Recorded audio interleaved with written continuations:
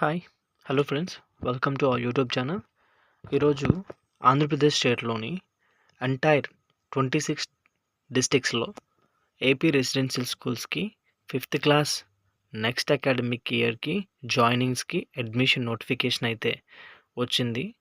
Friends, ఈ ఈ notification వచ్చేసి ఇప్పుడు ఎవరైతే గర్ల్స్ అండ్ బాయ్స్ ఉన్నారో వాళ్ళు 4th క్లాస్ చదువుతూ ఉండాలి.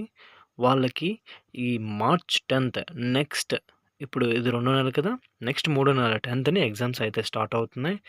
అండ్ ఎగ్జామ్స్ స్టార్టింగ్కి ముందు మనం చేయవలసింది ఆన్లైన్ అప్లికేషన్ ఫిల్ చేయాలి.